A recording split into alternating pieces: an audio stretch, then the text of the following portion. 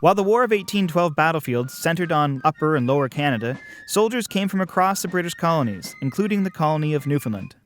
Today, the story of the Royal Newfoundland Regiment and their connection to the War of 1812 is kept alive by the dedicated reenactors who fly the regimental colors. We spoke with some of them about the history of this regiment. The Royal Newfoundland Regiment were raised as a fencible unit, so primarily for homeland defense. They were brought from Newfoundland to Quebec City, and from there dispensed into more or less penny packet increments throughout the two provinces and various theaters. Part of their undoing was that they were so invaluable as gunners, as infantry, as grenadiers, sailing ships and vessels, that the Army thought that they were more advantageous to use them in small portions, helping out supporting the bigger units rather than fighting as one entire unit altogether. So therefore it allowed them to fight in, I believe, 22 or 23 engagements throughout the war in all various capacities. They're one of the most versatile groups of the entire war on either side of the border. After the war, there was really no doubt that Newfoundland had contributed probably some of the absolute best soldiers available, and even though they were a colonial group, they were every bit as good as any of the regulars from Mother Britain. They were in the Niagara region, in there guarding some of the forts in Niagara, Toronto or York at the time, up in the Georgian Bay, Huronia area, Sault Ste. Marie. They went all over, really. I mean, they served on ships, served as infantry, served as artillery as well. So they really had a chance to do everything in there, which is so cool to reenact them. It gives us a chance to play on boats as well as to march and to fire cannons. Yeah.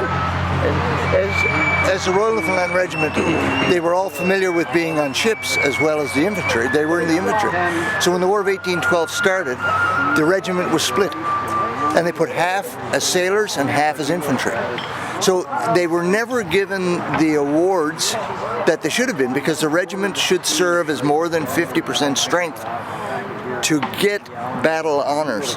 And as they were split as a regiment, they didn't get battle honors. 50% were at the Navy, 50% were in the infantry. But they fought in probably more engagements than any other regiment in the War of 1812. My name is Kevin Windsor. I'm the commanding officer of the Royal Newfoundland Regiment, recreated group here. I started reenacting, almost 30 years ago now, with a scout camp that we run called the Scout Brigade of Fort George. It's based on the War of 1812. It's at Fort George. It's groups of scouts from all over Canada, the United States, that come down. When I wanted to get more serious about reenacting, the first thing I looked for was a group of the Royal Newfoundland Regiment in there, and I joined this group 17 years ago now. And actually, it was kind of accidental that I found out that I actually am. My family is from Newfoundland. In there, we had started doing some genealogy research. Found out that my family did come from Newfoundland, and that three of them did serve in the Newfoundland Regiment during the war.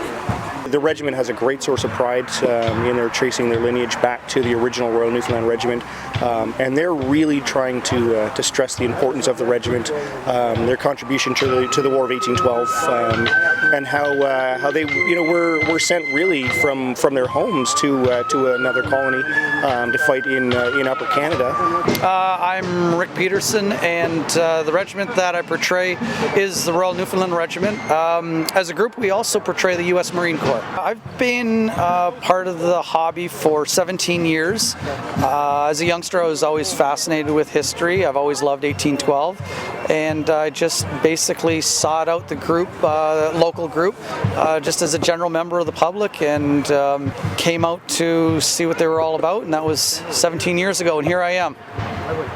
You'll probably hear the phrase greater awareness quite often, and that is certainly something very important. I don't think we as Canadians acknowledge our history very well, and when we do, my own opinion, I think we really center heavily on World War II and more recent conflicts, maybe because we have living veterans to relate those stories, and we have a lot of tangible objects. You can hold a weapon from World War II. It's quite common to go to any military show, but 1812 seems to be really lost in all of that. There are no veterans. we just have plaques and we have a few rare artifacts that are in museums. So for us to provide the displays that we have here, we bring that to life. And I think we really need to connect as Canadians with that, because I'd heard a good saying that went something to the effect of, if we didn't know who we were before the War of 1812, we as Canadians definitely knew who we were after the War of 1812. And it certainly galvanized our position that we are closely tied with Britain, of course, but that we're pointing towards a new direction, and that ended up being Confederation. So I think it solidly laid the groundwork for us becoming our own country, something we really need to take stock in.